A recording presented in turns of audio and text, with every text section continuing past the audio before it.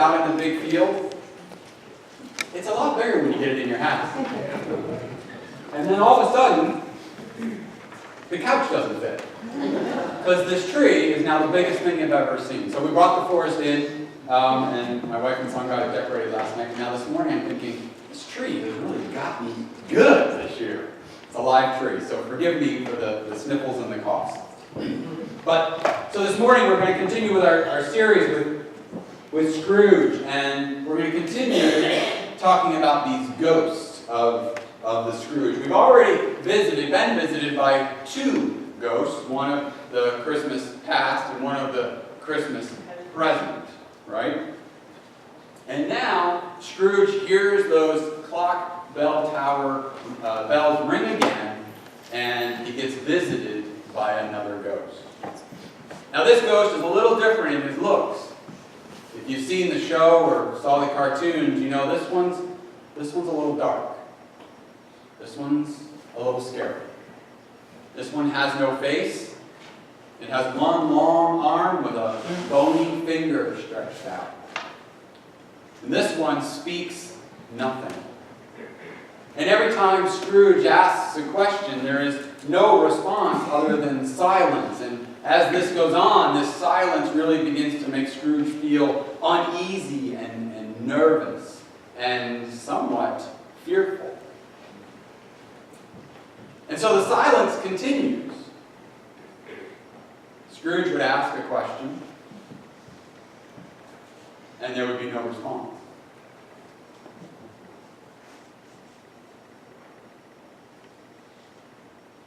And silence makes us feel uneasy. When the speaker in front of you stops speaking and there's dead silence in the room, we all begin to wonder, did he lose his place? Does he know where he's going? Oh my gosh, I feel so bad for him, he's lost. He's getting ready to yell at somebody.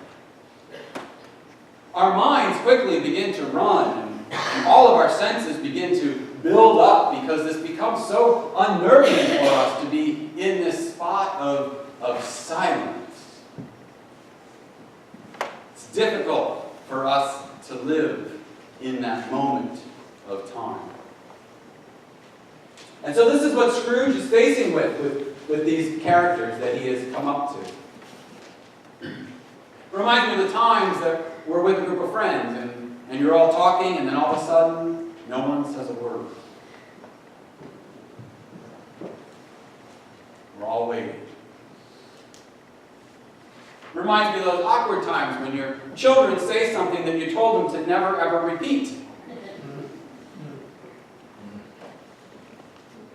Reminds me of those times when someone says something to you that you weren't expecting to hear. And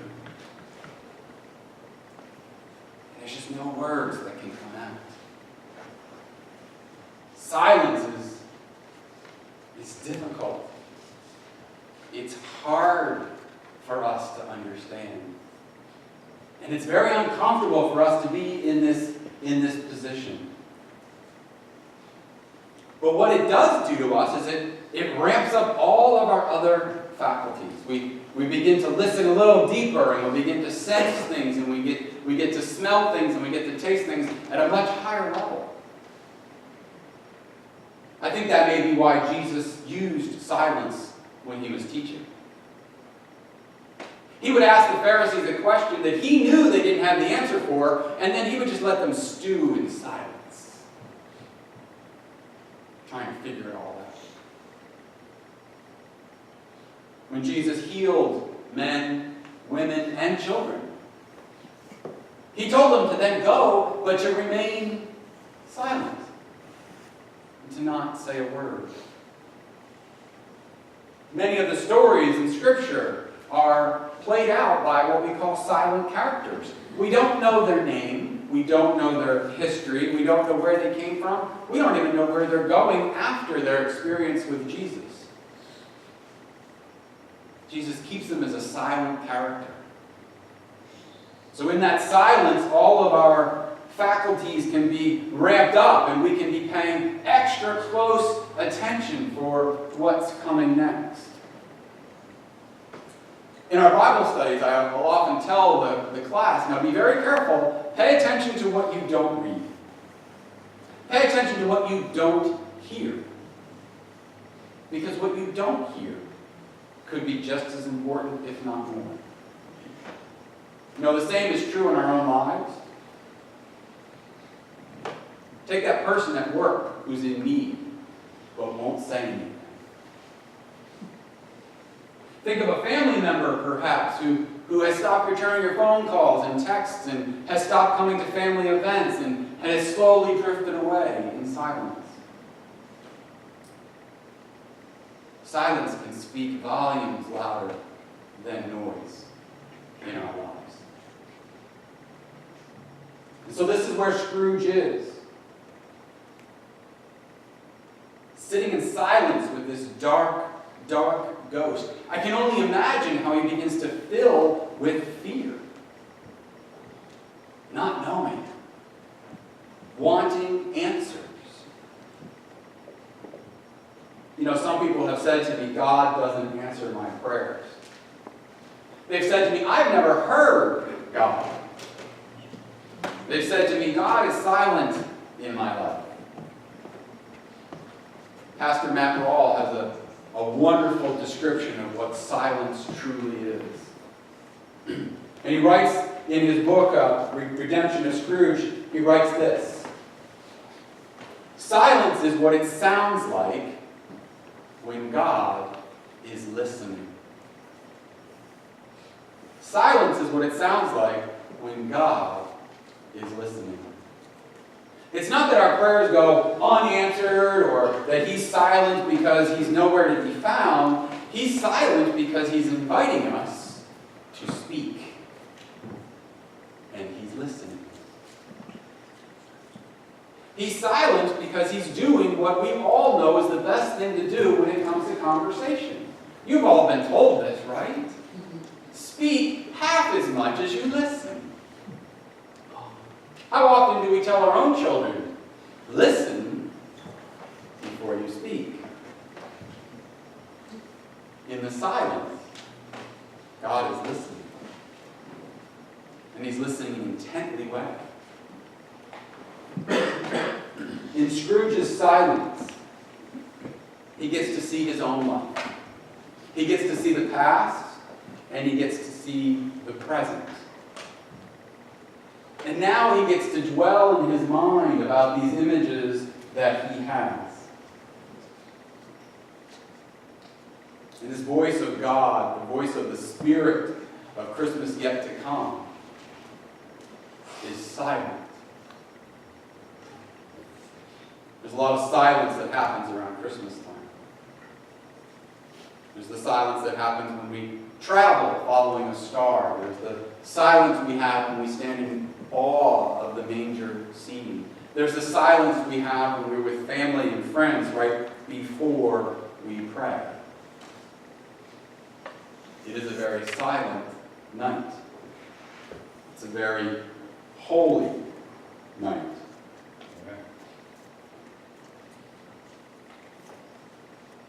In that silence, we're reminded that we are not alone.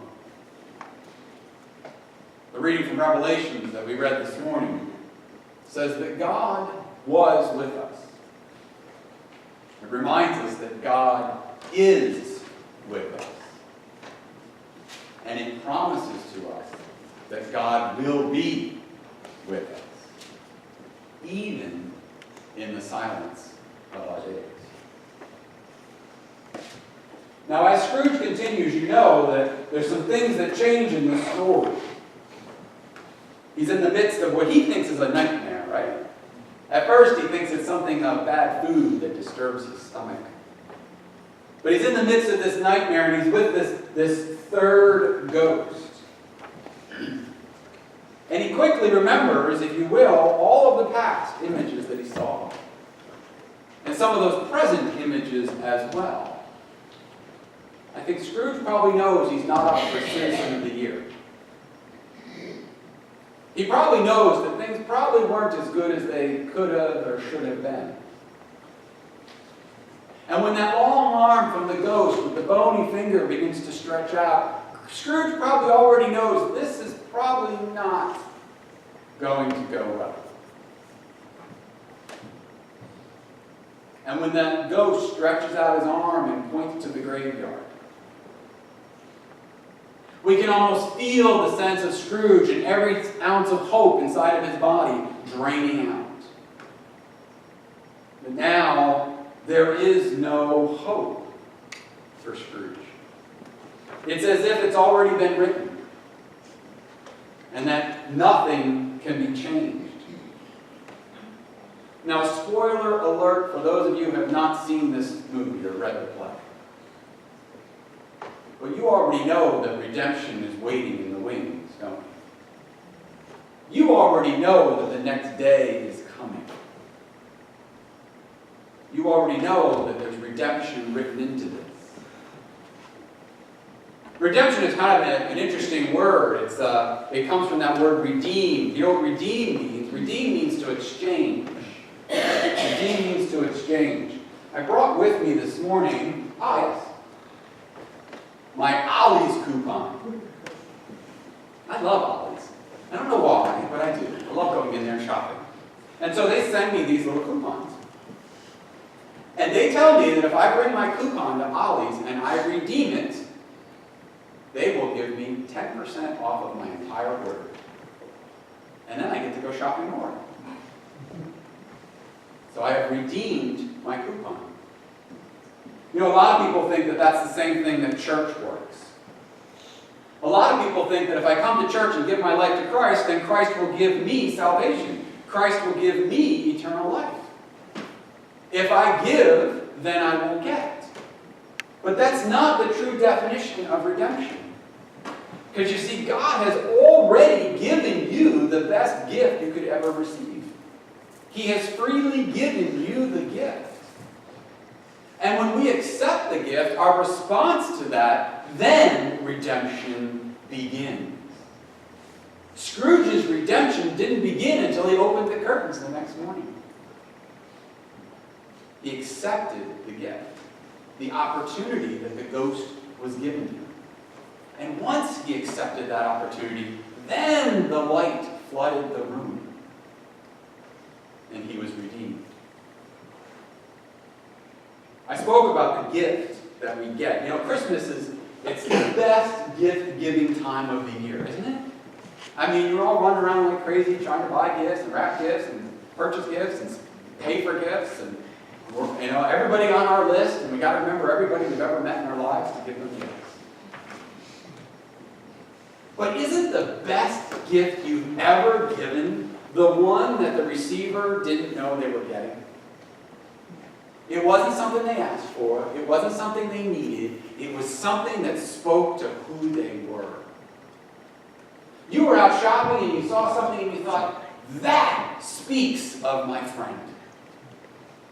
And then you gave that gift. And all the joy that they had. I didn't ask for it. I wasn't expecting it. It's so me. Thank you. It means so much to me. You know me. We know what it feels like to give that gift. And don't we know what it feels like to receive that gift? That someone spent the extra time. That they thought of you personally. That they went out of their way to get you something that was so you, and you didn't even know you needed it. You didn't even know you wanted it. But now that you've got it, it's the best gift you've ever been given. Is that not joy in your heart? That's why at Christmas we call Jesus the greatest gift ever given. The greatest gift ever given, wrapped in the body of a little baby boy.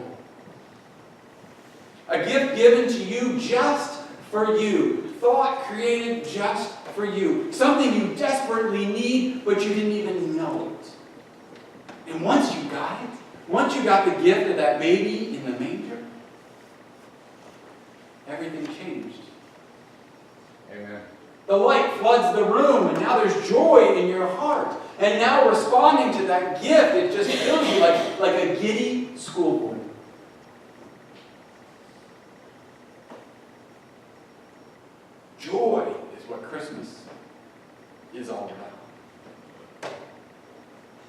Because God wrapped a package specifically for you, with you in mind. And He gave it to you freely. All we have to do is to take that package that is the most beautiful package you've ever seen, with the most beautiful bow on top, and it's sitting on your lap right now, and all you have to do is accept it. Take it. Accept it. Take it. And when you open it, the greatest joy in the world will come to you. Knowing how much He loves you and cares for you. You know, Scrooge got up Christmas morning and he ripped open the curtains and light filled his room. He lifted the sash and stuck his head out in that snow, and what did he see? He saw Christmas. He saw people coming and going and singing, and all the bells were chiming, and he thought, I haven't missed it. I didn't miss it. Christmas is here. Brothers and sisters, you have not missed it either. God's gift to you is freely given. All you have to do is accept it. Open it. And then scream out in joy like a little kid on Christmas morning. My prayer for you this week and coming throughout this Christmas time as we celebrate together is that in the silence of the week, you will know that God is there listening. He's asking for you to speak. Speak to Him. Talk to Him. Build a relationship with Him. Get to know the one who has given you a gift like no other that you will ever receive in your life. And then respond with the joy that is. Tell others about this gift. Tell others about the excitement and the joy that you have about one who cares for you so much that He sacrificed so much, and He thought specifically of you. He gave you something that you didn't even know you needed. But now that you've opened it, you can't live without it. That's my prayer for each and every one of you. Merry Christmas.